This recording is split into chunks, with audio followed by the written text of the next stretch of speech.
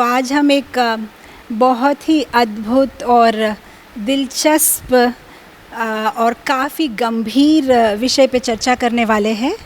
तो जैसे कि शीर्षक बताया गया है, हम भक्ताष्टकम पे चर्चा करेंगे। ये भक्ताष्टकम क्या है? भक्त अष्टकम माने जिसमें 8 श्लोक होते हैं। तो भक्ताष्टकम माने जहाँ पे भगवान कृष्ण अपने भक्त में क्या गुण देखना चाहते हैं उसके बारे में बताते हैं।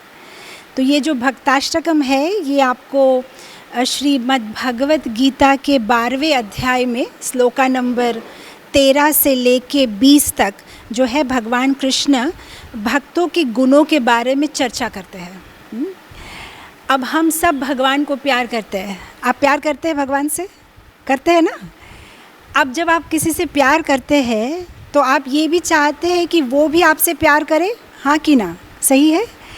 अब देखिए आजकल के जैसे ये नव युवक होते हैं या नव युविका होती है, वो बॉलीवुड के किसी एक्टर को या किसी पॉलिटिशियन को या स्पोर्ट्समैन को जब पसंद करते हैं तो वे चाहते हैं कि उनके बारे में और भी जाने, है ना?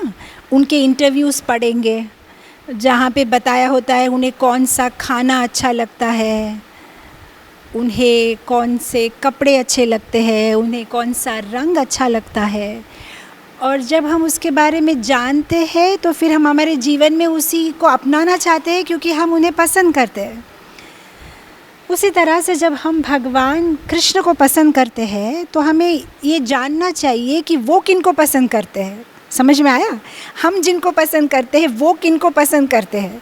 तो हम तो भगवान को पसंद कर रहे हैं, लेकिन भगवान यहाँ पे भगवत गीता में बता रहे हैं कि वो किन से प्यार करते हैं। तो उन्होंने क्लियरली भगवत गीता के 12वें अध्याय में 8 श्लोक में बताया है कि मैं इस भक्त को पसंद करता हूँ जिसमें ये गुण है। राइट? तो आप जानना चाहेंगे ना कि भगवान कौन से गुण पसंद करते हैं।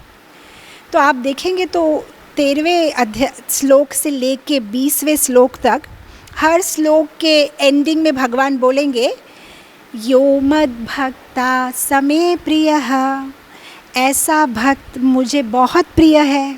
राइट? तो आज का हमारा विषय यही है। आज का ही नहीं, आने वाले 3 दिन जो है हम एक सफ़र पे चलेंगे और इस सफ़र में हम रोज़ थोड़े थोड़े गुण जो भगवान इस अध्याय में बता रहे हैं उसको चेक करेंगे कि हम में ये गुण कैसे रूप में है, कितने परसेंटेज में है। समझ में आई बात? ये गुण हम में कैसे स्थिति में है। फॉर एग्ज़ाम्पल जब हम ये गुण देखेंगे, ऑलमोस्ट ऑल 35 गुण है, 35 क्वालिटीज़। आप अगर देखो तो जब किसी लड़का लड़के की शादी भी होती है तो शादी के पहले क्या करते हैं? हॉरोस्कोप मिलाते हैं ना। और आपको पता है बोला जाता है कि हॉरोस्कोप में 36 कुछ गुण मिलने चाहिए, लेकिन उतने किसी के मिलते नहीं है। 17-18 भी मिलते हैं तो शादी पक्की करते हैं। अब हम भी जो भगवान को प्यार कर रहे हैं, भगवान के साथ हम एक रिश्ता बनाना चाह रहे हैं, तो अब भगवान ने लिस्ट दे दी है ये सारे क्वालिटीज़ की।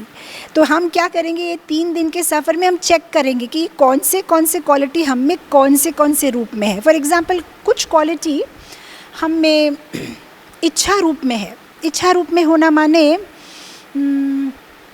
हमको अच्छे लगते हैं वो क्वालिटीज़, और जब हम उसके बारे में किसी प्रवचन में सुनते हैं तो हमारे हृदय में इच्छा भी होती है काश ये गुण मुझ में आ जाए, लेकिन उसके बाद हम उसके बारे में कुछ नहीं करते, कोई प्रयास नहीं करते।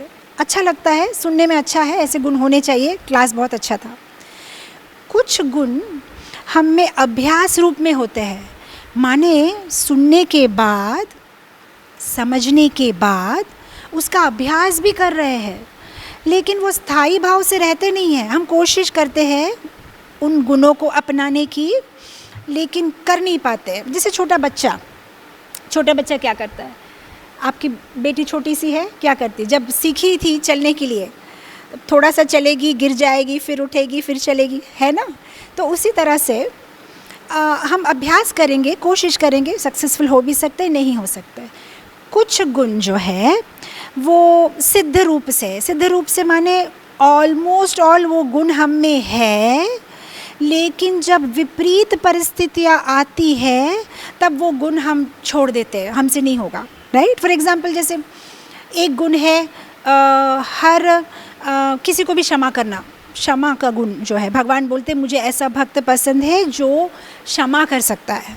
तो अब कभी कभी तो हम क्षमा कर सकते हैं किसी को, लेकिन ऑल द टाइम नहीं हो सकता। उसका मतलब ये गुण हम में स्थायी भाव से नहीं है, कभी कभी हम कर पाते हैं, कभी कभी हम नहीं कर पाते। और कुछ गुण हम में स्थिर रूप से है, मतलब चाहे कुछ भी हो जाए ये गुण से हम कभी नीचे नहीं उतरते, उसको बोलते स्थिर रूप में रहना। फॉर एग्ज़ाम्पल जैसे इस्कॉन के कई भक्तों ने ऐसा प्रण लिया है कि वे प्याज लहसुन नहीं खाएंगे, या मांस मच्छी अंडा नहीं खाएंगे, या चाय कॉफ़ी नहीं खाएंगे। अब ये जो उन्होंने प्रण लिया है वे किसी भी परिस्थिति में इस प्रण से नीचे नहीं गिरते हैं, स्थायी भाव से उसको फॉलो करते हैं।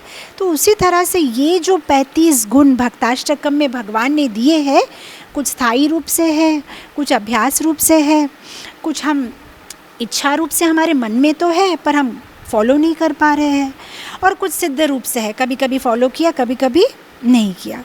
तो आज हम जो है एक एक गुण के ऊपर में चर्चा करते हुए चले जाएंगे। तो भगवत गीता का 12वां अध्याय निकालिए और उसका श्लोका नंबर 13। तो पहले श्लोक में बताऊंगी और फिर एक एक गुण को हम जो है उस पर आलोचना करेंगे, उस पर विचार विमर्श करेंगे। अद्वेष्ट सर्वभूतानां मैत्रा करुण एव च निर्ममो निरहंकारा समा दुःखा सुखा शमी संतुष्टा सततं योगी यतात्मां दृढनिश्चया मय्यार्पिता मनो बुद्धि यो मद्भक्ता समे प्रियः। तो यहाँ पे भगवान बता रहे हैं अद्वेष्ट। द्वेष समझते हैं क्या है? द्वेष माने किसी पे ईर्ष्या करना, ईर्ष्या समझते हैं, ईर्ष्या करना। द्वेष माने, द्वेष के बहुत सारे मतलब है। द्वेष माने क्रोधित होना, द्वेष माने नफ़रत करना, बहुत सारे अलग अलग अर्थ है। तो भगवान बोलते हैं कि यो मद भक्ता समे प्रियः, मुझे तो ऐसा भक्त पसंद है जो कभी किसी पे द्वेष ना करे। द्वेष के बाद में नेक्स्ट वर्ड क्या है? सर्वभूतानां, मतलब ऐसा नहीं कि इस पे द्वेष नहीं करे लेकिन इस पे करता है, किसी पे भी, सर्वभूतानां, कोई भी प्राणी पे, कोई भी जीव पे द्वेष नहीं करे, राइट। आपको आता है गुस्सा, होती है कभी किसी से नफ़रत, होता है कभी किसी से ईर्ष्या होती है, कहाँ से आता है ये द्वेष? ये समझने वाली बात है। ये जो द्वेष है ये कहाँ से उत्पन्न होता है, कहाँ से निकलता है, इसका स्थान क्या है? अगर मैं आपको पूछूंगी तो आप बोलेंगे माता जी द्वेष में करना नहीं चाहता, द्वेष हो जाता है। मुझ में द्वेष है नहीं, परिस्थितियों के वजह से द्वेष हो जाता है, लोगों के वजह से द्वेष हो जाता है ना। ऐसा लगता है इनके वजह से मुझे प्रॉब्लम है, राइट। एक्चुअली द्वेष का कारण है हमारी मिथ्या मान्यता। मिथ्या समझते हैं? मिथ्या मतलब जो सही नहीं है, मिथ्या, भूल। मान्यता माना है जो चीज़ नहीं है उसको मानना। हमारी मिथ्या मान्यता क्या है कि परिस्थिति की वजह से हमें ईर्ष्या होती है, द्वेष होता है, लोगों के वजह से हमें द्वेष होता है। मैं तो द्वेष करना नहीं चाहती लेकिन इनके वजह से मुझे गुस्सा आ जाता है, इनके वजह से मुझे प्रॉब्लम होता है। ये अगर ऐसे ना बिहेव करे ना तो मुझे कोई प्रॉब्लम ही नहीं है। आ रही है बात समझ में? तो हम ऐसा सोचते हैं कि बाहर से द्वेष आता है, लेकिन शास्त्र कहता है द्वेष बाहर से, परिस्थितियों से नहीं आता है, द्वेष हमारे अंदर है। हमारी ये जो मिथ्या मान्यता है कि बाहर की सिचुएशन के वजह से आ रहा है। सी द प्रॉब्लम ये है कि हमें तो आइसबर्ग का सिर्फ ऊपर का दिख रहा है, नीचे का भाग हमें दिख ही नहीं रहा है। आप आइसबर्ग समझते हैं? जो स्नो से आप जब समुद्र में जब नाव जाती है ना तो इन लोगों को बहुत केयरफुल रहना पड़ता है, बीच बीच में आइसबर्ग्स होते हैं। और वो आइसबर्ग्स का प्रॉब्लम ये होता है छोटा सा पार्ट ऊपर में दिखता है, बाकी 9/10 पार्ट तो नीचे ही होता है। टाइटैनिक की कहानी आपने सुनी होगी, काफ़ी फेमस है। कैसे वो टाइटैनिक बोट जो है ये हो जाती है ना, आइसबर्ग के साथ में टकरा जाती है। अब क्यों वो लोगों को प्रॉब्लम हुआ? क्योंकि उनको तो छोटा सा ही आइसबर्ग दिख रहा था, लेकिन नीचे काफ़ी बड़ा था। तो हमें कभी कभी ऊपर की परिस्थितियों से हम जज कर लेते हैं कि इनके वजह से प्रॉब्लम है या इनके वजह से प्रॉब्लम है। एक्चुअली उसके बहुत ज़्यादा रीज़न्स होते हैं, बहुत सारे रीज़न्स होते हैं। आइसबर्ग का नीचे का भाग तो हमें दिखाई ही नहीं दे रहा है। समझ में आ रही है बात? तो हम सोचते हैं बाहर से आ रहा है, लेकिन गुस्सा तो हमें अंदर से आ रहा है। कोई हमारी परिस्थितियाँ या कोई हमें डिस्टर्ब नहीं कर सकता। किसी में ऐसा सामर्थ्य या किसी में ऐसी क्षमता है ही नहीं कि हमें डिस्टर्ब कर सके। समझ में आ रहे हैं? Nobody has that ability या capability to डिस्टर्ब अस। लेकिन हम सोचते हैं कि ये कारण है, ये कारण है। एक्चुअली हमारे जीवन में जो भी होता है उसके 3 कारण हैं। एक है रियल कॉज, एक है अल्टीमेट कॉज और एक है इमीडिएट कॉज। अगर अब ये छोटी सी बच्ची आई, उसने मुझे धक्का मार दिया, तो ये मेरा इमीडिएट कॉज है कि बच्चे ने धक्का मारा, मैं गिर गई। रियल कॉज क्या है? शायद पूर्व में मैंने उसको कुछ किया होगा, तो उन्होंने सिर्फ मैंने जो कर्म किया था उससे वापस किया है। और अल्टीमेट कॉज क्या है? भगवान श्री कृष्ण की इच्छा। तो जब हम ये बात ज्ञानपूर्वक समझ लेते हैं, तब हमें किसी पे द्वेष आएगा ही नहीं। जब हम समझ जाएंगे कि कोई भी हमारी असुविधा के कारण नहीं है, सब भगवान की अनुमति से होता है, तो हमें किसी पे द्वेष आएगा ही नहीं। राइट? सो द्वेष आने का कारण हम बाहर में देते हैं, लेकिन द्वेष का कारण बाहर नहीं है, द्वेष का कारण अंदर से है। ये तो ऐसी बात हो गई ना कि अगर आप किचन में पानी उबाल रहे हैं, अगर मैं आपको पूछूं माता जी पानी क्यों उबल रहा है, तो आप बोलेंगे माता जी वो आपने लाइट ऑन की ना, इसलिए पानी उबल रहा है। लाइट के साथ पानी उबलने का कोई कारण ही नहीं है। सही है? पानी किस लिए उबल रहा है? क्योंकि गैस चालू है ना, नीचे से जो आग जा रही है उसके वजह से पानी उबल रहा है। तो द्वेष भी यही बात है, द्वेष की भी। हम सोचते हैं कि बाहर से इसके वजह से हमें प्रॉब्लम हो रहा है, उसकी वजह से प्रॉब्लम हो रहा है। द्वेष इसलिए होता है क्योंकि हम भगवान से कनेक्टेड नहीं है। We are not connected to Krishna just now, we are not connected to Krishna. क्योंकि हम भगवान से कनेक्टेड नहीं है, इसीलिए द्वेष उत्पन्न होता है। जब हम भगवान से कनेक्ट हो जाते हैं, हायर कॉन्शियसनेस में चले जाते हैं, तब द्वेष नहीं होता। राइट? हमारा भगवान के साथ या तो नो कनेक्शन चल रहा है एज ऑफ नाउ, या तो लूज कनेक्शन चल रहा है। आपको पता है बच्चे लोग क्या करते हैं? स्पेशली आप देखिए ये लॉकडाउन के टाइम पे क्या चल रहा है। सब समय बच्चे लोग क्या करेंगे? फ़ोन में गाना सुनेंगे। और गाना भी कैसे सुनते हैं? वो हेडफोन लगा के, ईयरफोन लगा के गाना सुनेंगे। फिर आप बोलेंगे खाना टेबल पे लगा दिया, आ जाओ, चलो खा लो। बच्चे जवाब देंगे? जवाब नहीं देंगे, क्योंकि आप क्या बोलते हो उन्हें सुनाई नहीं देता, क्योंकि उनके कान में क्या लगा हुआ है? हेडफोन लगा हुआ है। फिर आपको क्या करना पड़ेगा? जाके हेडफोन निकाल के बोलना पड़ेगा खाना तैयार है, आओ अंदर में। सही कहा मैंने? उसी तरह से जब हम भगवान से कनेक्ट हो जाते हैं, अब बाहर की दुनिया में लोग क्या बोल रहे हैं, क्या करते हैं, हमें कोई फ़र्क नहीं पड़ता, क्योंकि हम भगवान से कनेक्टेड हैं। अब इमेजिन करिए आपके पति कुछ गाना सुन रहे हैं हेडफोन में, और आप उनको कुछ गाली दे रहे हैं, झगड़ा कर रहे हैं। ठीक है? अब आप एकदम आराम से गाली दे रहे हैं, क्योंकि आपको पता है उनको तो सुनाई नहीं दे रहा है, उनका हेडफोन लगा हुआ है। लेकिन इमेजिन करो थोड़ी देर के बाद आपको पता चले कि हेडफोन का कनेक्शन लूज़ है और उनको सारी आपकी बात सुनाई दे रही है, तब क्या होगा? है ना? तो हमें भी बाहर में संसार की बातें तभी सुनाई देती है जब हमारा भगवान के साथ थोड़ा सा लूज़ कनेक्शन हो गया है। जब भगवान के साथ हमारा कनेक्शन टाइट रहता है, तब हमें कोई फ़र्क नहीं पड़ता संसार में क्या होता है। तो द्वेष तो इसीलिए उत्पन्न होता है कि somewhere we are not connected to the lord, somewhere we are not connected to the lord. Right? See, मैं आपको एक सिंपल सी एग्जांपल देती हूँ कैसे द्वेष का। आप सोचते हो कि द्वेष बाहर की परिस्थिति से आता है, लेकिन आप एक सिंपल एग्जांपल समझिए। आपके ऑफिस में आज आपके बॉस ने आपको बहुत ज़्यादा डांटा, जब आप घर आओगे तब क्या होगा, आप वो सब कैरी करोगे आपकी वाइफ के ऊपर में या आपके बच्चों के ऊपर में, करेक्ट। अब वो कुछ भी पूछेगी तो आप उसको डांट के जवाब दोगे, हालांकि आपको गुस्सा कहाँ से आया है, वो बॉस ने आपको डांटा इसलिए आपका गुस्सा है, लेकिन आप सारा अपनी वाइफ पे निकालोगे, राइट। अब रोज़ आपकी वाइफ उसी तरह से खाना बनाती है, लेकिन आज बॉस ने डांट दिया इसलिए आप बोलेंगे ऐसा कोई सब्जी बनाता है, तुमने आज भी लौकी बनाई, कल भी तुमने ऐसा बनाया था। अब आपको हर चीज़ में दोष लगेगा, बेचारी उसने अच्छा ही बनाया है, लेकिन आप अभी गुस्से में है इसलिए आपको सब चीज़ खराब लगेगी। आ रही है ना बात समझ में? जिस तरह से कोई लाल रंग का चश्मा पहनता है तो क्या होता है, पूरी दुनिया लाल दिखती है, राइट। हम में है दोष।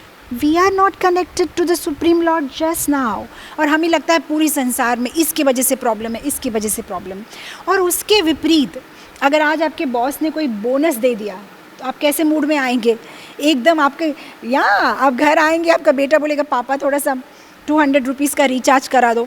200 क्यों बेटा, 500 करा देता हूँ, जियो का अच्छा प्लान है, 500 का रिचार्ज करा देता हूँ। बेटा भी बोलेगा डैडी अच्छे मूड में है। सही बात है कि नहीं? आप वही है, सही बात है कि नहीं? कहाँ से आ रहा है? आपके बॉस के साथ में आपका जो हुआ है उसके ऊपर में आपकी प्रतिक्रिया हो रही है। उसी तरह से जब कृष्ण से कनेक्टेड नहीं होते हैं तब सारे अवगुण हम में आते हैं। जब भगवान से, ठाकुर जी से जब हम कनेक्ट हो जाते हैं तब ये सारे अनर्थ हमसे दूर चले जाते हैं। तो भगवान के साथ जब हमारा कनेक्शन लूज़ होता है तब हम में द्वेष आता है ना। से आप अच्छे मूड में हो ना, तभी कभी सर्वेंट लोग क्या करते, कभी कभी बर्तन धोते धोते कांच का 1-2 ग्लास टूट जाता है, होता ना, आप एकदम डांट लगा देते हो। लेकिन अगर आप अच्छे मूड में हो तो आप बोलोगे कोई बात नहीं, चलेगा, इट्स ऑल राइट, ग्लास ही तो है, हो जाता है, कभी कभी मुझसे भी टूट जाता है, राइट। आपकी पूरी प्रतिक्रिया चेंज हो गई because you are so happy, right? That means when you are connected to the Lord, जब आप भगवान से connected होगे, आप में इतना आनंद है, आप में इतना प्यार भरा है कि आप किसी से द्वेष कर ही नहीं पाओगे। आ रही है ना बात समझ में? So द्वेष का क्या है? Main thing, you are not connected to the Lord. तो भगवान यहाँ पे क्या बोल रहे हैं कि मुझे तो ऐसा भक्त प्रिय है जो किसी पे द्वेष नहीं करता। समझ में आई बात? सर्वभूतानाम, ऐसा नहीं कि इस पे नहीं करेगा लेकिन इस पे करेगा, सर्वभूतानाम। अभी आप पूछ सकते हो माता जी कभी कभी द्वेष आ जाता है, इसका सोल्यूशन क्या है? What is the solution? अगर आपको चाहिए सोल्यूशन ना, क्या सोल्यूशन है? द्वेष अगर नहीं आना चाहिए मुझ में, क्या सोल्यूशन है? ठीक से सुनिए, सॉल्यूशन बता रही हूँ, बड़ा ही प्रैक्टिकल सॉल्यूशन। अगर आप द्वेष नहीं करना चाहती, किसी से नफ़रत नहीं करना चाहते, किसी पे क्रोध नहीं करना चाहते, किसी पे ईर्ष्या नहीं करना चाहते, क्या करना चाहिए आपको? माँ बन जाइए। क्या बनना है? माँ बन जाइए। अब मैं ये क्यों बोल रही हूँ बताती हूँ। अभी देखो मैं क्लास दे रही हूँ, कुछ बच्चे लोग पीछे खेलेंगे, कुछ डिस्टर्बेंस करेंगे। अब कुछ मदर्स जो क्लास में बैठी हुई है वो क्या बोलेगी, बच्चे हैं शोर तो करेंगे ना, क्या हो जाता है, बच्चों को कितने देर पकड़ के रखेंगे। माताजी भी तो मदर है, समझेगी, उन्होंने भी तो बच्चे बड़े किए हैं, उनको भी समझ में आता है, बच्चों को एक जगह कहाँ बांध के रखेंगे।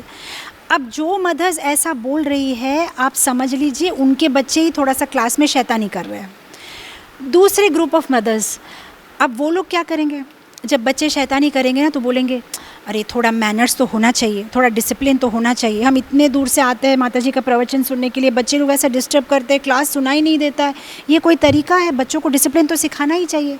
अब जो मदर्स ये बोल रही है ना, शायद उनके बच्चे ऑलरेडी बड़े हो गए हैं, वो एकदम क्लास में चुपचाप बैठे हैं, इसलिए वो आपको इस तरह का दृष्टिकोण है उनका चीज़ें देखने का। समझ में आ रही है ये बात? और जिनके बच्चे शैतानी कर रहे हैं उनका दृष्टिकोण ये है। अब मदर्स का दृष्टिकोण ऐसा क्यों होता है?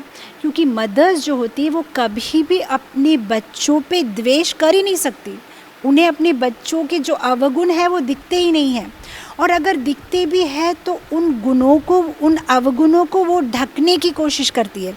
आ रही है बात मेरी समझ में? आपको समझ में आ रही है ना बात? वो ढकने की कोशिश करती है। तो अगर हम भी संसार में सबकी माँ बन जाए, सबसे माँ जैसा प्रेम करें तो हमें किसी पे द्वेष होगा ही नहीं। हम उनमें जो अवगुण है उसको ढकने की कोशिश करेंगे, उसे छुपाने की कोशिश करेंगे, उसे एक्सपोज नहीं करेंगे। आप देखिए कभी कभी ना मदर्स लोग अपार्टमेंट्स में क्या होता है, एक दूसरे के फ्लैट में जाके कुछ ना कुछ बातें करते हैं ना, गप्पा गप्पा मारते हैं, बच्चे लोग खेलते रहते हैं। अब आप देखिए पड़ोसी लोग ना कभी कभी बोलेंगे, अरे देखिए आपके बच्चे के नाक में से ना नोज़ी बह जा रही है। अब जो पड़ोसी है वो सिर्फ आपको दिखाएंगे कि नोज़ी बह रही है, लेकिन जो माँ है वो क्या करेगी, हैंकी के लिए या कपड़े के लिए भी नहीं ढूंढेगी, साथ ही साथ अपने हाथ से पहले नाक से वो नोज़ी हटा देगी, उसके बाद ढूंढेगी कि मैं कहाँ जाके मेरा हाथ धोऊं। माँ ऐसा क्यों करती है? ये ऐसा है माँ का दिल, राइट, कि वो अपने बच्चे को किसी के सामने गंदा देखना नहीं चाहती या दिखाना नहीं चाहती। वो नहीं चाहती कि उसका बच्चा गंदा दिखे, है ना, वो चाहती सुंदर दिखे। ये माँ का हृदय है। वो इमीडिएटली क्या करती है, उसकी नोज़ी को वो छुपा लेती है या साफ़ कर लेती है। उसी तरह से हम भी अगर संसार में सबकी माँ बन जाए तब क्या होगा? अगर किसी में कोई दोष दिख भी गया तो हम उसे साफ़ करने की कोशिश करेंगे, दुनिया भर में उसे एक्सपोज करने की कोशिश नहीं करेंगे। आ रही है ना बात समझ में? आपका हाथ अगर गंदा हो गया, मैं आपसे पूछती हूँ, आपका हाथ अगर गंदा हो गया, आप क्या हाथ को काट देंगे? नहीं माता जी, काटेंगे क्यों, जाके हाथ धो लेंगे। बस उसी तरह से अगर इस संसार में जितने भी लोग हैं, अगर हम मानते हैं कि सब हमारे अपने हैं, सब हमारे अपने परिवार के हैं, तो क्या हम उनमें उनके दोष सबको दिखाने की कोशिश करेंगे? नहीं, हम उसे ढकने की कोशिश करेंगे, है कि नहीं? हम उसे बचाने की कोशिश करेंगे, उसे साफ़ करने की कोशिश करेंगे। तो यही भगवान हमसे चाह रहे हैं कि अगर तुम मेरा प्रिय बनना चाहते हो तो तुम में द्वेष नहीं होना चाहिए, सबको समान भाव से तुम्हें प्रेम करना चाहिए। आप बोलोगे माता जी ये तो बड़ी मुश्किल है।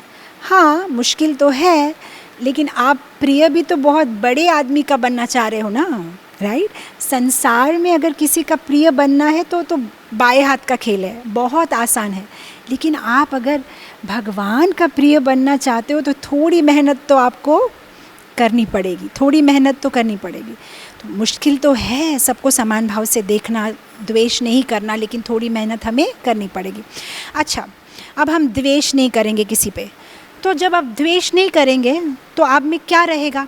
से हम में दो ही चीज़ हो सकती है, या तो प्रेम या तो द्वेष। अब भगवान ने पहले पॉइंट में बोल दिया कि अद्वेष्ट सर्वभूतानाम, तुम किसी पे द्वेष नहीं करोगे तो मुझे प्रिय हो। जब तुम द्वेष नहीं करोगे तो क्या बाकी रहा? That brings us to our second point, मैत्र, मैत्री और करुणा। जब द्वेष चला जाएगा तो क्या बाकी रहेगा? मैत्री। मैत्री माने क्या? मैत्री माने मित्रता नहीं, कंफ्यूज मत होइएगा। मित्रता और मैत्री दो डिफरेंट थिंग्स है, समझ में आई? जैसे कि बीइंग फ्रेंडली टू समबडी या फ्रेंडशिप दो डिफरेंट चीज़ है। मैत्री और मित्रता दो अलग चीज़ है। मित्रता तो आप किससे करोगे? मित्रता तो शायद आप किसी से करोगे जो आपके समान है। फॉर एग्ज़ाम्पल, जैसे संस्कृत में एक हमारे स्क्रिप्चर्स में, शास्त्र में बोला गया है कि समानशीला आपका जैसा जिसका कैरेक्टर होता है, व्यसना जिसकी आदत होती है, साख्यम उसी से होता है। समानशीला व्यसना जिसके साथ होता है उसके साथ साख्यम होता है। मतलब कोई अच्छा गाता है, आपको भी गाने में इंटरेस्ट है, इनको हिंदुस्तानी वोकल पसंद है, मुझे भी पसंद है, इसको साउथ इंडियन खाना पसंद है, मुझे भी पसंद है, कुछ कुछ मिलता है, आप मुझे अच्छे लगते हो, फ्रेंडशिप। मैत्री माने बिना कारण के आपको इस संसार में सब अच्छे लगते हैं, सब प्यारे लगते हैं, सबके साथ आपकी दोस्ती है, उसे कहते हैं मैत्री। बहुत डिफ़िकल्ट है ये, है कि नहीं? बहुत डिफ़िकल्ट है, राइट? समान गुण होने वालों के साथ आप मैत्री कर सकते हो, लेकिन बिना कारण के, अनकंडीशनल, बिना स्वार्थ के सबके साथ में मैत्री भाव रखना बहुत डिफ़िकल्ट है, बहुत डिफ़िकल्ट है, राइट? स्वार्थ जब होता है तब तो हम सबसे मित्र हो जाते हैं, है कि नहीं? आप दुकान में भी जाओ तो सेल्समैन के साथ भी आप मित्र बन जाते हो। अरे बॉस, तो 2 फर्स्ट क्लास साड़ी दिखाओ, एकदम बढ़िया सा, है कि नहीं? अरे उसके साथ में ना आपका लेना ना देना, वो आपका बॉस कब से बन गया। लेकिन आपकी बातों में मिठास आ जाती है क्योंकि आपको स्वार्थ है, उससे आपको कुछ चाहिए, तो आप उसको एकदम बॉस बोलेंगे। ज़रा बॉस सुपर सेलफोन दिखाओ एक इतने बजट में, है कि नहीं? उसको मैत्री नहीं बोलते हैं। मैत्री मतलब आपके किसी के साथ काम हो ना हो, स्वार्थ की पोषण करना मैत्री नहीं है। निस्वार्थ भाव से, बिना कोई शर्त के सबसे प्रेम रखना, सबके साथ प्रेम रखना मुश्किल है ना। आजकल के कलयुग में तो हम देखते हैं लोग स्माइल भी किसी को देना नहीं चाहते, कितना सीरियस सा मुंह बना के रखते हैं, आपको डर लगता है बात करने में, है कि नहीं। पहले हम देखते थे जैसे अपार्टमेंट्स में लोग रहते थे, आते जाते लिफ्ट में उतरेंगे, ऊपर नीचे एक दूसरे को हेलो हाय हरे राम हरे कृष्णा बोल देते थे। आजकल सब इतना सीरियस, बस अपने फ़ोन में मुंह लगा के हुए हैं, राइट। किसी को किसी के साथ कोई मैत्री, सी डोंट कंफ्यूज मैत्री विथ क्या करना, प्रजल्प करना। या मैं ऐसे नहीं बोल रही हूँ कि आप जिसको भी मिल जाओ रास्ते में जा के माताजी ने बोला सबके साथ मैत्री भाव, तो हेलो आप कहाँ से हैं, आप गुंटूर से है कि राजमंड्री से, नहीं, मैं ये नहीं बोल रही हूँ। योर होल बॉडी लैंग्वेज, आपकी बॉडी लैंग्वेज इतनी प्यारी होनी चाहिए, इतनी मीठी होनी चाहिए कि लोगों को आपसे बात करने में डर ना लगे। You understand, you radiate energy, you radiate love, you radiate happiness, right, that is मैत्री। अब आपको देखने से ही लोगों को हाँ फ्रेश हो गए ऐसा लगता है, एनर्जी, राइट। कुछ लोगों का मुंह ही इतना सीरियस होता है, आपको लगता है शायद कोई कॉन्स्टिपेशन का प्रॉब्लम होगा, इतना मुंह चढ़ा के बैठे रहते हैं, राइट, गंभीर तरह से। किसको ऐसा इंसान पसंद है? आपको ऐसा कोई अच्छा लगता है? अगर कोई सीरियस मुंह बना के, आपको कैसा इंसान पसंद है? जो हंसता है, अच्छा लगता है ना। मैं आपको एक कहानी बताती हूँ। एक उद्योगपति का परिवार था और उनका एक लौता बेटा था। तो बहुत अच्छी लड़की से, सुंदर सुशील लड़की से शादी फिक्स की। तो शादी हो गई, घर में बहू आ गई, सब ठीक चल रहा था। और थोड़े दिन के बाद में जो है ये सास, सुनिए ठीक से, मेरे पास आई। मैंने बोला क्या हुआ? बोला मेरी माताजी प्रॉब्लम है। अब अगर सास को प्रॉब्लम है तो क्या प्रॉब्लम हो सकता है? बहू का प्रॉब्लम ही होगा। तो मैंने बोला क्या बात है, बहू के साथ कोई प्रॉब्लम हो गया? बोला हाँ माताजी। तो मैंने बोला क्या हुआ, आपकी बहू आपको सामने जवाब देती है? नहीं माताजी, बहुत अच्छी है, बहुत प्यारी है, बिल्कुल सामने जवाब नहीं देती। अच्छा, तो आपकी बहू आपकी बात नहीं सुनती? नहीं माताजी, जो बोलते वही सुनती है। अच्छा, आपके बहू के साथ झगड़ा हो गया? नहीं माताजी, झगड़ा तो कभी करती ही नहीं है। अच्छा, अगर झगड़ा नहीं करती, सामने जवाब नहीं देती, अच्छा आपको रेस्पेक्ट नहीं करती? नहीं माताजी, अभी भी मम्मी जी इतनी प्यार से बात करती है। अरे अगर आपको रेस्पेक्ट भी करती तो प्रॉब्लम क्या है? बोला माताजी प्रॉब्लम ये है कि वो हमसे मिक्स नहीं होती है, हमेशा अपने कमरे में बैठी रहती है। मैके से एक कुत्ते को लेके आई है, वो कुत्ते को नहलाती है, उसको नेल पॉलिश लगाती है, उसको खाना खिलाती है। अगर हम बुलाते हैं कि भाई तुम आओ नीचे हमारे साथ में प्रसाद लो या हमारे साथ में भोजन करो, तो आती है, खाती है और चली जाती है। लेकिन हमारे साथ अपनी भावनाओं का आदान प्रदान नहीं करती है, हमारे साथ अपने हृदय की बातें नहीं करती है, हमारे साथ में हंसती बैठती नहीं है, बस हमेशा अपने ही जगत में रहती है। आपके घर में अगर ऐसा कोई हो तो क्या आपको पसंद है? ऐसा आदमी आपको पसंद आएगा? या ऐसी बहू मिले तो आपको पसंद आएगा? नहीं, आपको चाहिए कोई हंसता हुआ, आनंद, जो प्यार दे, जो सबके साथ अच्छे से घुल मिल के रहे, राइट। तो जब हमें साधारण लोगों को भी ऐसे लोग पसंद नहीं हैं, तो भगवान जब यहाँ पे अपने प्रिय के बारे में बात कर रहे हैं, तो भगवान का भी ऐसा ही कोई प्रिय होगा ना जो सबके साथ में मैत्री रखे, है कि नहीं। भगवान को भी ऐसा कोई पसंद नहीं आएगा जो सिर्फ अपनी संसार में है ना। कुछ लोग ऐसा ही बोलते हैं, हम तो किसी पे द्वेष नहीं करते ना, हम किसी पे कुछ, हम अपने ही जगत में रहते हैं। ऐसे लोग भगवान को पसंद नहीं। भगवान चाहते हैं कि जो सबके साथ में मैत्री भाव रखे, सबके साथ में। समझ में आया भाव? तो पहला पॉइंट हमने क्या समझा है? अद्वेष्ट, द्वेषी ना हो। भगवान को ऐसा भक्त बहुत प्रिय है। जो मैत्री भाव रखता हो, भगवान को ऐसा भक्त बहुत प्रिय है। कभी कभी आप सोचेंगे माता जी हम तो सबके साथ मैत्री भाव से ही रहना चाहते हैं, लेकिन आपको पता है ये ऐसा है, ये वैसा है। सी द थिंग इज़, अगर आप जानते हैं, अगर आईना होता है ना, अगर आप किसी पशु को आईना दिखाओ, फॉर एग्ज़ाम्पल लेट्स से आप किसी बंदर को आईना दिखाओ या किसी कबूतर को आईना दिखाओ, आपको पता है उसका रिएक्शन क्या होगा? जब आप किसी पशु को आईना दिखाएंगे ना, वो आईना को मारने लगेगा बंदर। पता है क्यों मारने लगेगा? उसको लगेगा कि ये कोई और है ये मुझे अटैक करने वाला है, इसलिए वो भी उस आईने को मारने लगता है। उसको समझ में नहीं आता है कि ये जो प्रतिबिंब मैं आईने में देख रहा हूँ वो मेरा अपना प्रतिबिंब है। लेकिन अगर कोई मनुष्य को हम आईने में दिखाते हैं, आप अपनी प्रतिबिंब देखते हो, तो क्या आप डर जाते हो? क्या आपको गुस्सा आता है?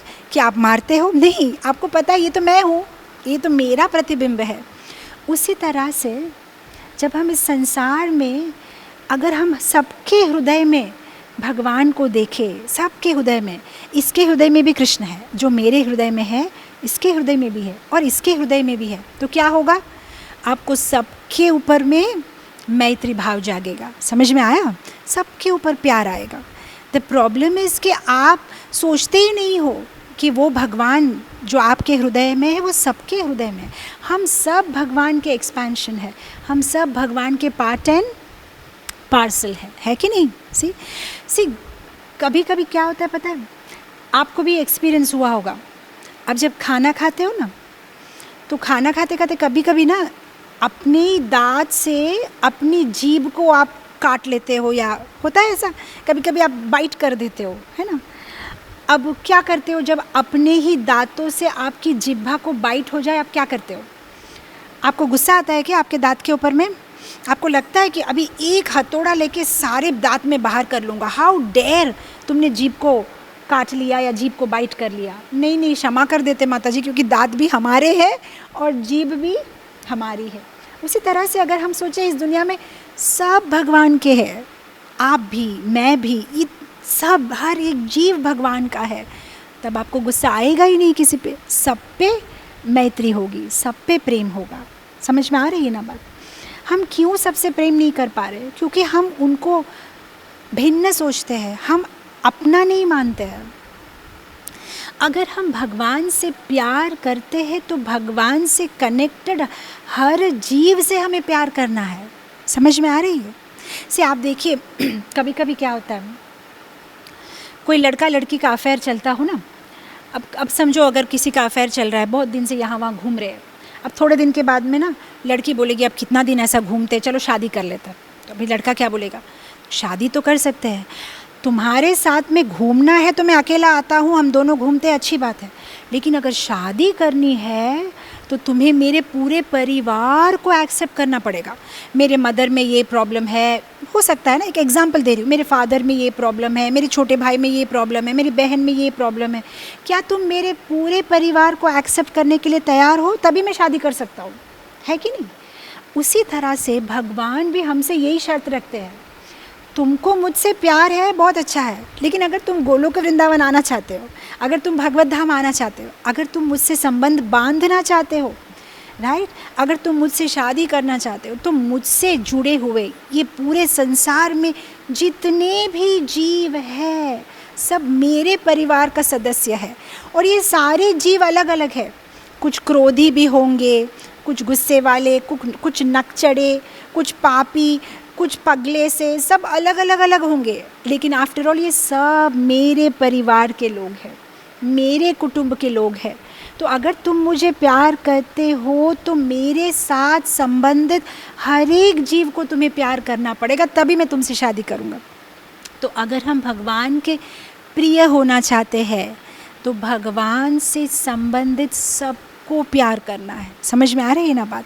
सबसे प्यार करना है, और तभी प्यार कर पाएंगे जब हम सोचेंगे कि सब भगवान के अंश है। We are all part and parcel of Krishna, right. So कुछ लोग ये भी पूछ सकते हैं कि माता जी आप जिस तरह से बता रहे हैं सुनने में सरल लगता है, बट प्रैक्टिकली थोड़ा सा मुश्किल है, क्योंकि कभी कभी मैं सबके साथ मैत्री भाव से ही रहूँगा, लेकिन सामने वाला शायद मेरे साथ सही से ना बिहेव करे, है ना, वो शायद मेरे साथ ठीक से ना बिहेव करे, तब क्या? एक चीज़ तो है, भक्तों के जीवन में टिट फॉर टैट नहीं होता। अगर आप टिट फॉर टैट करना चाहते हो तो संसारी हो आप, अगर आप भक्त बनना चाहते तो टिट फॉर टैट नहीं चलेगा। थोड़ा बहुत तो आपको कॉम्प्रोमाइज़, सैक्रिफाइस करना ही पड़ेगा, क्योंकि आप दोस्ती करना चाहते हो बहुत बड़े आदमी से, राइट। अगर आप किसी का प्रिय बनना चाहते हो, किसी के दोस्त बनना चाहते हो, तो थोड़ा थोड़ा तो उनके जैसा बनना पड़ेगा ना, तभी तो उनके प्रिय होंगे ना। अगर आप बिल्कुल डिफरेंट हो तो कैसे भगवान के प्रिय बन सकते हो, राइट। से ये जो गुण भगवान ने बताए हैं, जो वो अपने भक्त में देखना चाहते हैं, ये गुण तो भगवान में भरपूर है। उसके थोड़े से भगवान में तो और भी बहुत सारे गुण हैं, पर वो हमसे सिर्फ इतने से गुण एक्सपेक्ट कर रहे हैं, बस ये 35 क्वालिटीज़ हम में एक्सपेक्ट कर रहे हैं। तो अगर हम अपने आप में ये गुण नहीं बनाएंगे, या क्या बोलते हैं, इस गुण को अगर हम नहीं पैदा करेंगे या उस पर हम अभ्यास नहीं करेंगे, तो हम भगवान के प्रिय कैसे बन पाएंगे। समझ में आ रही है ना। तो टिट फॉर टैट तो नहीं चलेगा। आप देखिए श्रीमद् भागवतम में प्रहलाद ने टिट फॉर टैट किया था क्या? नहीं ना। हिरण्यकशिपु ने क्या किया था? प्रहलाद को कितने कष्ट दिए थे, आपने तो सुनी है वो कहानी। तो जब नरसिंहदेव आ गए, तब क्या प्रहलाद ने क्या कहा? अच्छा हुआ आप आ गए, अच्छा और 1-2 थप्पड़ मेरे डैडी को मेरे तरफ से भी लगा दो। कितना तंग किया बुड्ढे ने मुझे, ऐसा बोला सॉरी, ऐसा बोला था प्रहलाद ने? नहीं ना, नहीं बोला। इनफैक्ट प्रहलाद ने क्या बोला था, जब नरसिंहदेव ने हिरण्यकशिपु का वध किया, तब प्रहलाद ने बोला कि मेरे पिताजी को भी मोक्ष मिलना चाहिए, काइंडली आप उनको भी डिलीवर करो। और फिर नरसिंहदेव बोलते हैं प्रहलाद को कि भैया तुम्हारे पिताजी ही नहीं, तुम्हारी 21 पीढ़ियाँ सबको मैं भगवत धाम ले जाऊँगा, क्योंकि तुम एक शुद्ध भक्त बन गए हो। तो प्रहलाद ने तो टिट फॉर टैट नहीं किया, है ना। विभीषण, रावण ने क्या किया था विभीषण को, है ना। फिर भी तो विभीषण ने क्या किया, जब रावण मर जाता है, भगवान उसका वध कर देते हैं, तब विभीषण सारे क्रियाक्रम बड़े प्यार से, बड़े प्रेम से करता है। समझ में आई बात। तो भक्त तो टिट फॉर टैट नहीं करता है। अब आप बोलेंगे माता जी लेकिन महाभारत के युद्ध में तो अर्जुन ने कितने लोगों को मारा, मतलब ना वो तो टिट फॉर टैट ही हुआ ना, कि ये बांध दे रहा है मैं भी तुम्हारा वध। इसीलिए तो कुरुक्षेत्र के युद्ध के पहले भगवान ने भगवत गीता समझा दी अर्जुन को। अब इसमें क्या लाभ हुआ अर्जुन का, जब भगवत गीता भगवान ने अर्जुन को समझा दी, और उसके बाद जब युद्ध शुरू हुआ, तब अर्जुन ने जितने लोगों को मारा था, द्वेष से नहीं मारा था, ज्ञान से मारा है। भगवान ने पहले पूरी गीता समझा दी कि तुम जो है मेरे अंश हो, तुम आत्मा हो, शरीर नहीं हो, इन सबको तो मैं मार चुका हूँ, तुम सिर्फ निमित्त मात्र हो, तुम्हें तुम्हारी ड्यूटी करनी है, ये तुम्हारी ड्यूटी है, तुम्हारा धर्म है, तुम इस धर्म का पालन करो, राइट। सी फॉर एग्जाम्पल, ये कभी कभी क्या होता है, आप देखिए हॉस्पिटल्स में ना ऐसे बहुत सारे केस आते हैं, किसी के कोई उंगली में कोई पॉइजन फैल गया ना, सेप्टिक हो गया, तो कभी कभी ना ऐसा भी केस आता है कि डॉक्टर बोलते हैं कि आपको ना आपकी उंगली काटनी पड़ेगी, अगर उंगली नहीं काटेंगे तो ये पूरा पॉइजन पूरे हाथ में फैल जाएगा, फिर शायद आपको पूरा हाथ काटना पड़े। तो कभी कभी उंगली काटनी पड़ती है ना। तो जब उंगली काटते हैं तो क्या आनंद से काटते हैं कि अब्बा मज़ा आ गया, आज तो मैंने मेरी उंगली काटी? नहीं, आपको दुख होता है, लेकिन नहीं काटेंगे तो पूरे शरीर में पॉइजन फैल जाएगा।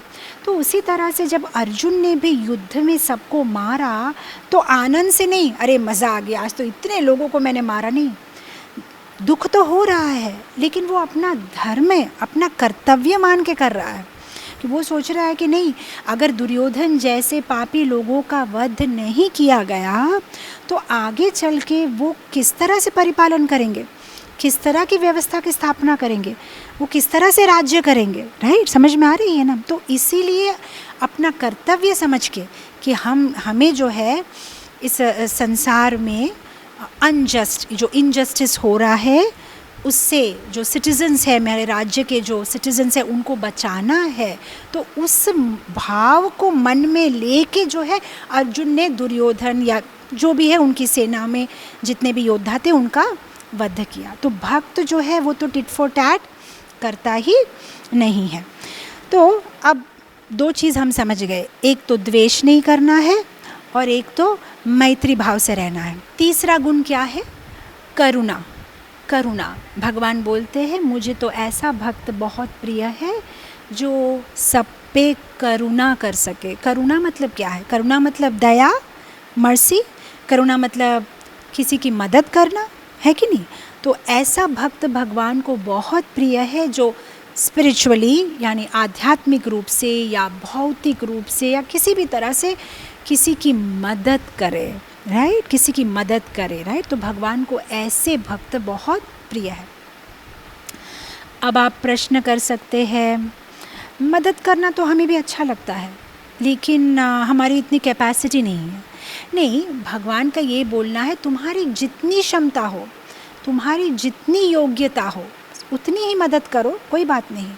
लेकिन जब हम बड़ा विशाल हृदय रखते हैं और जब हम दूसरों की मदद करते हैं तो हम भगवान के प्रिय बनते हैं, राइट। पर वो मदद भी कैसी मदद होनी चाहिए? अपेक्षा वाली मदद नहीं, एक्सपेक्टेशन वाली मदद नहीं कि मैं मदद करूँगा ना तो ये भी मुझे मदद करेगा, विदाउट एक्सपेक्टेशन। अप्रिशिएशन वाली मदद नहीं, अगर मैं मदद करूँगा ना तो मुझे ये लोग अप्रिशिएट करेंगे, मेरी वाह वाह होगी, मेरा पेपर में नाम आ जाएगा, मैंने इतने लोगों का अन्नदान किया। ये कैसा वाली करुणा है? बिना स्वार्थ के, बिना कोई कारण के आप सबकी मदद इस रूप से करते हो कि ये भी भगवान का अंश है, ये भी भगवान का अंश है, मैं भी भगवान का अंश हूँ, निस्वार्थ भाव से। जब आप निस्वार्थ भाव से किसी की मदद करते हो तो ये भगवान को बहुत अच्छा लगता है। तो करुणा, राइट। अब कोई पूछ सकता है पर माता जी मैं एक छोटा आदमी हूँ, मैं शायद बड़े स्थाई में मदद ना भी कर सकूँ, एक दो जने को मदद करूँगा तो क्या भगवान खुश हो जाएंगे? कोई प्रॉब्लम नहीं है। अकॉर्डिंग टू योर कैपेसिटी उतना ही करो जितना आप कर सकते। It's not about quantity, it's about quality.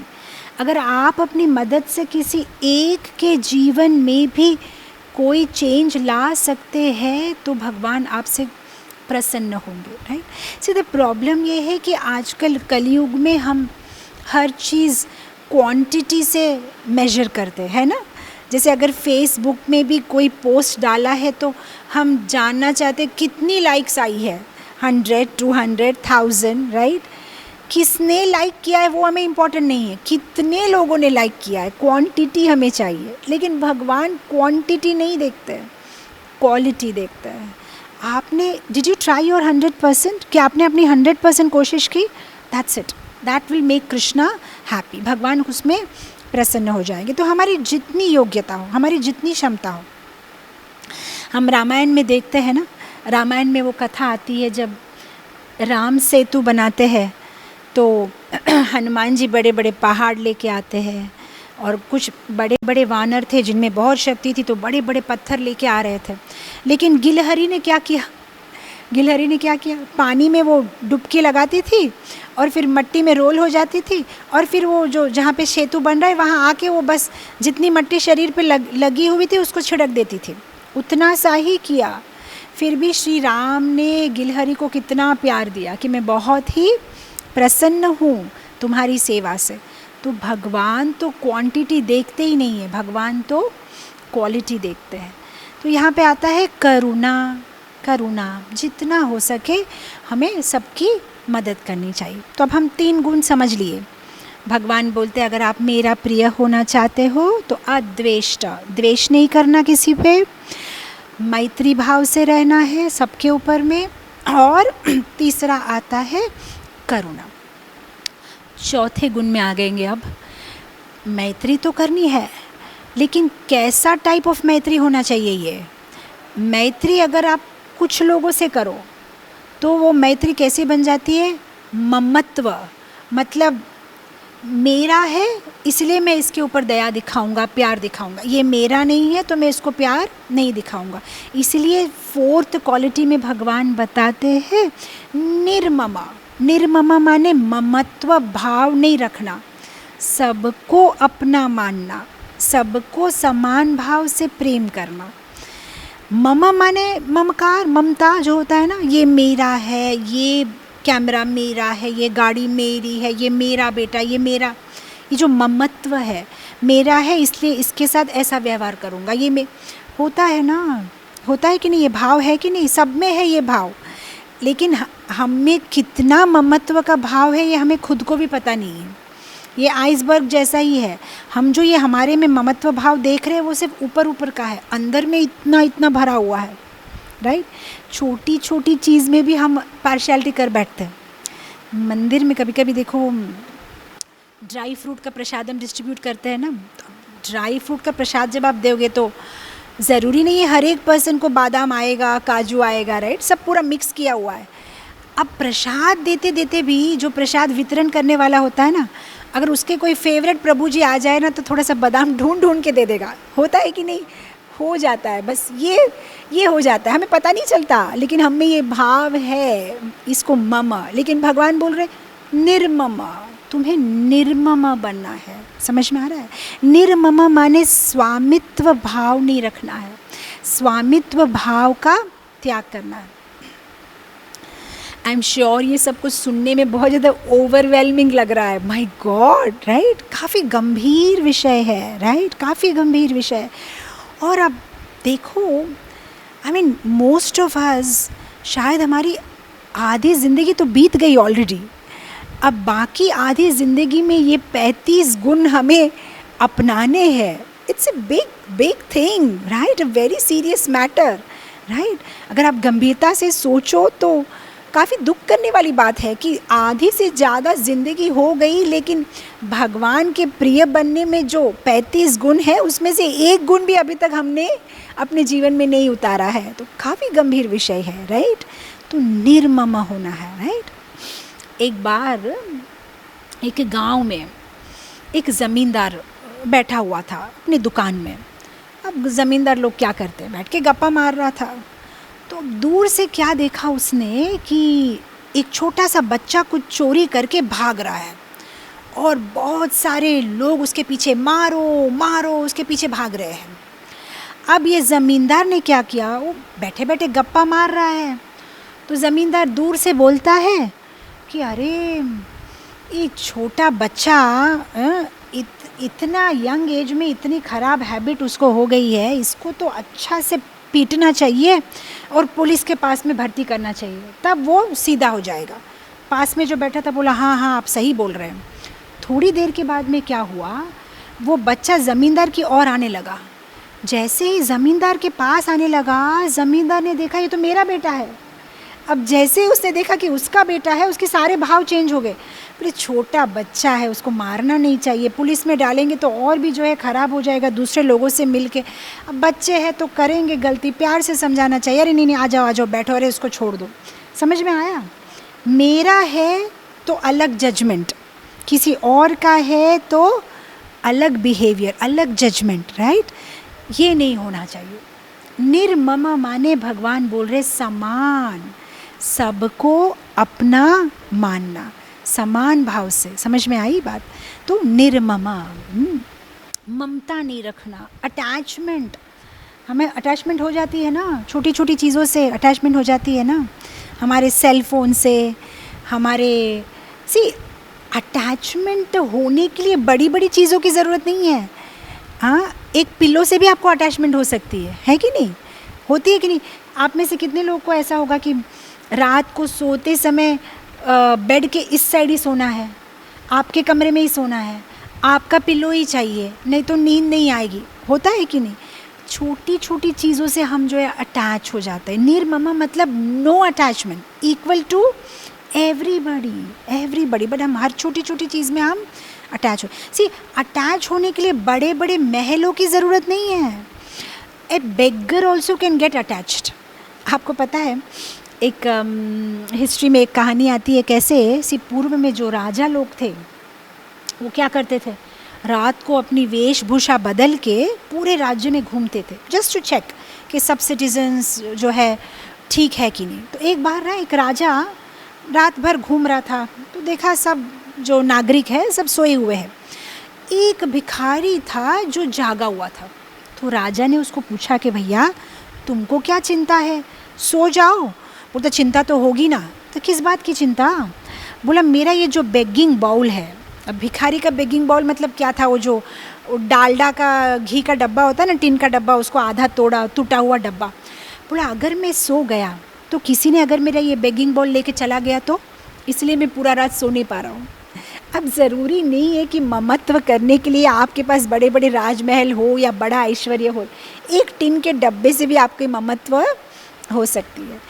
और अगर वो ममत्व का भाव आप में नहीं हो, आपका ममत्व या आपका अटैचमेंट सिर्फ कृष्ण से हो, तो बड़े बड़े महल होने के बावजूद भी आपका अटैचमेंट नहीं होगा। भागवत में कथा आती है ना अम्बरीश महाराज की। अम्बरीश महाराज तो पूरे दुनिया के राजा थे, लेकिन ना उन्हें अपनी पत्नियों पे कोई अटैचमेंट था, ना उन्हें अपने राजमहल पे कोई अटैचमेंट था। समझ में आ रही है बात? तो भगवान को तो ऐसा भक्त प्रिय है, निर्ममा। हमें निर्मम बनने की कोशिश करनी है। समझ में आई बात? हाँ, निर्ममा बहुत बड़ी बात है। हम तो ट्रेन में जाते तो ट्रेन की सीट से भी अटैचमेंट हो जाती है। सही कहा ना? हम 1-2 साल पहले पूरा हमारा ग्रुप जो है भक्तों का, हम जा रहे थे हरिद्वार से मथुरा। तो कुछ भक्त यात्रा में आए नहीं थे हमारे साथ, तो उनकी सीट तो अब लास्ट मोमेंट में कैंसिल है तो खाली है। अब देखिए, हमने पे किया है सीट के लिए, हमारी सीट है, तो डिवोटीज़ ना वे आर मेकिंग श्योर कि हम किसी को नहीं बैठने देंगे इस सीट में। तो जो लगेज नीचे रखा हो रहे थे सब ऊपर रखने लगे, उस पर मृदंग रख रहे, ये रख रहे। तो फिर मैं जब गई कंपार्टमेंट में, मैंने बोला ये क्या हो रहा है? बोला माता जी हमारी सीट है। मैंने बोला अरे ट्रेन की सीट के साथ भी अगर इतनी अटैचमेंट कर रहे हो, तो फिर जब दुनिया में बाकी सारी चीज़ें जब छोड़ के जाना पड़ेगा भगवत धाम तो कैसे होगा? मैंने बोला नीचे रखो सामान और बैठने दो सबको। हमें तो ट्रेन की सीट के साथ भी ममत्व हो जाता है ना। कुछ घंटों के रास्ता है, लेकिन ये मेरा है ना, ये मेरी चीज़ है, ये मेरा है, राइट। काफ़ी क्या बोलते गंभीर है ये टॉपिक। बोलने में बहुत आसान है लेकिन डिफ़िकल्ट है, लेकिन मेहनत करनी है, क्योंकि हम भगवान के प्रिय भक्त बनना चाहते हैं, राइट। तो निर्मम बनना है। अब प्रैक्टिकल टिप इसकी, कैसे निर्मम बने? बोलना आसान है, लेकिन मुझे तो दिखाई दे रहा है कि मेरा घर है, मैंने कमाया है पैसा, मैंने अपने पैसे से ख़रीदा है, मैं क्यों ना रखूँ इस पे ममत्व? मेरा सेल फ़ोन है, ये मेरी चीज़ है। इसका प्रैक्टिकल टिप, अगर आप निर्मम होना चाह रहे हो, आप ये मान के चलो कि ये भगवान का है और मैं इसका उपयोग कर रहा हूँ, राइट। जैसे भागवत में सुदामा की कथा आती है। सुदामा ने क्या किया था? भगवान से कुछ मांगा नहीं था। जब भगवान को उसने पोहा खिलाया, कहानी तो आपको पता है, और उसके बाद में क्या हुआ?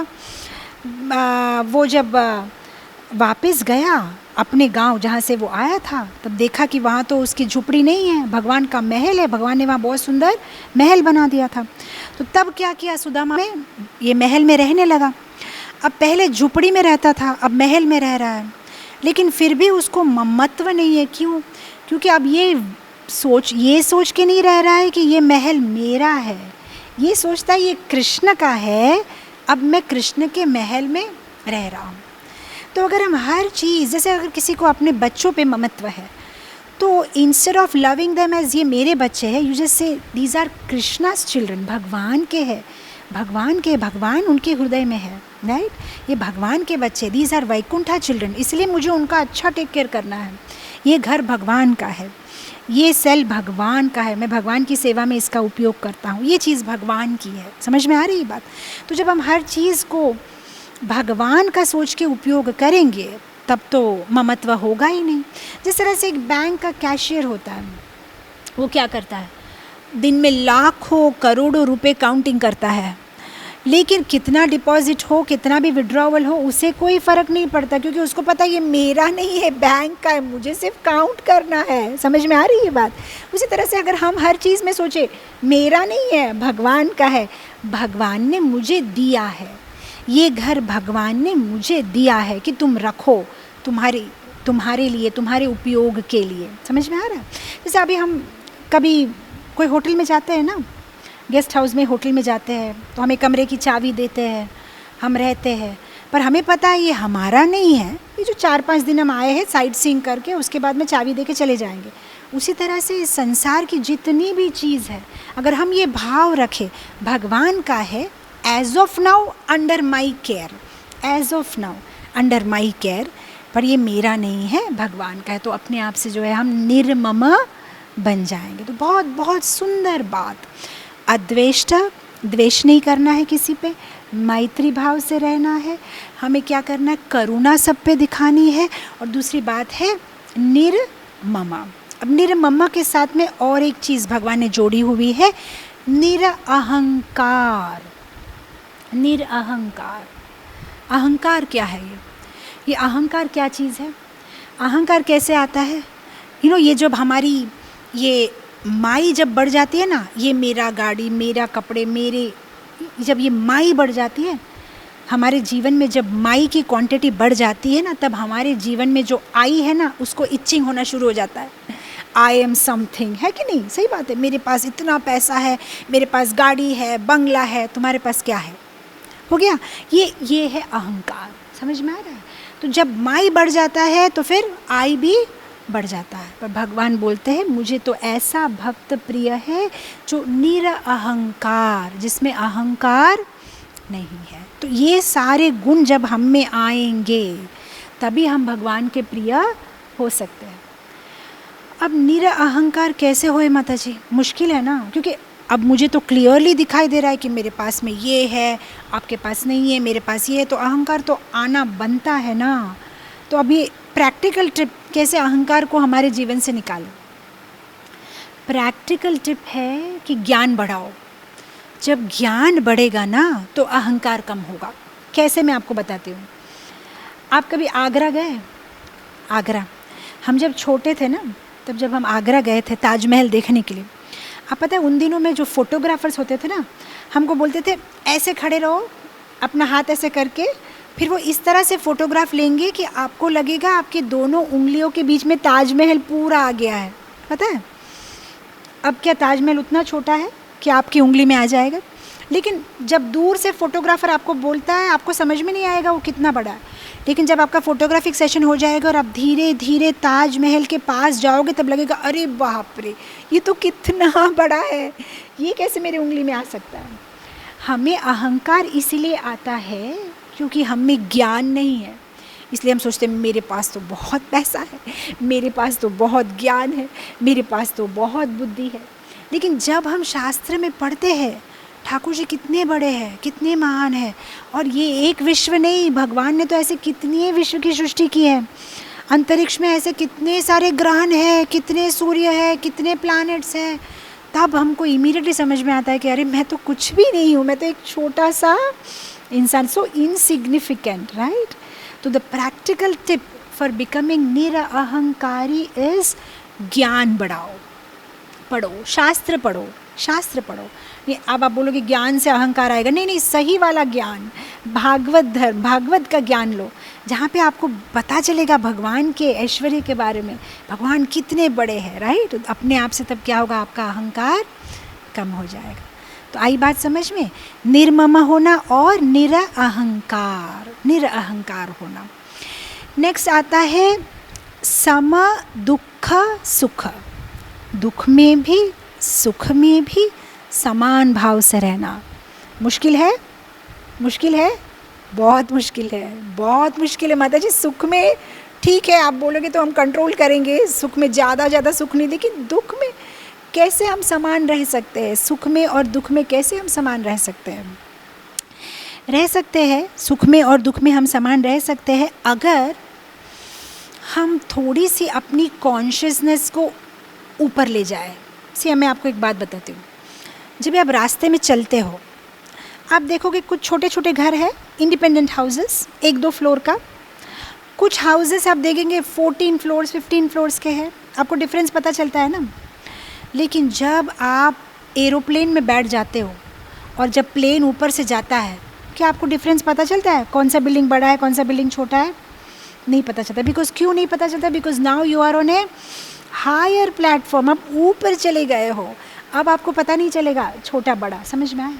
उसी तरह से जब हम भी हायर कॉन्शियसनेस, जब भगवान से हम कनेक्ट हो जाते हैं, जब हम ज्ञान लेते हैं कि हम इस संसार में स्थायी भाव से नहीं है, हम इस संसार में टेम्पररी है, हम जो भी सिचुएशन संसार में फेस कर रहे हैं ये सारे पासिंग फेस है, कुछ भी परमानेंट नहीं है।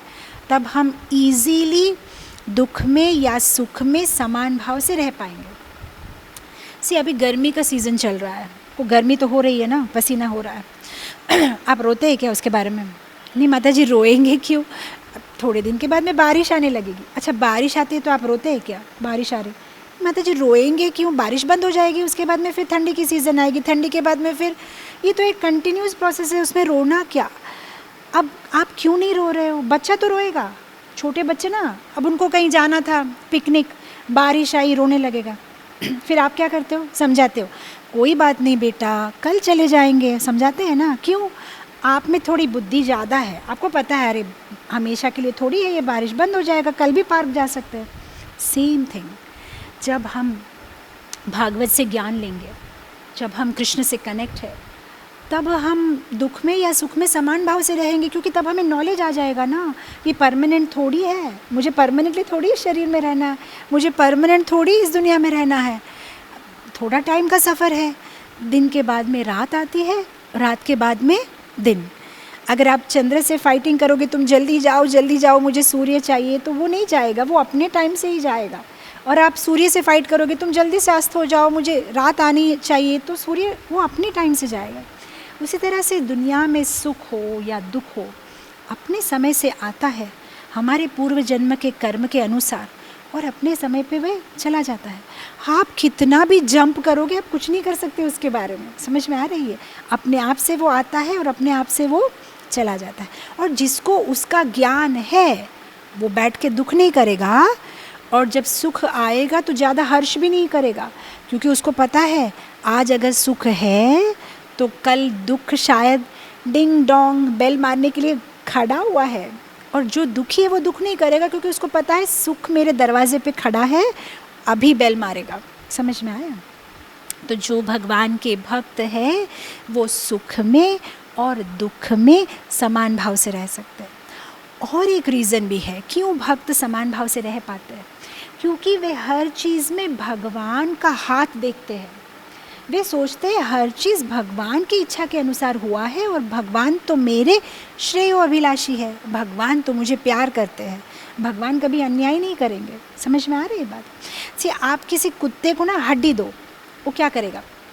खा लेगा हड्डी। आप किसी शेर को, शेर समझते, लायन सिंह, आप किसी सिंह को खाना दो, खाना की तरफ नहीं देखेगा, वो आपके तरफ देखेगा, है ना? उसी तरह से कभी कभी जब हमारे जीवन में दुख आते हैं, हम उस समस्या की ओर देखते हैं, इसकी वजह से दुख आ रहा है, ये दुख है। समस्या की तरफ नहीं देखना है, उसके पीछे के कारण की तरफ देखना है। ये जो भी मुझे दुख आ रहा है, मेरे पूर्व जन्म के कर्म है।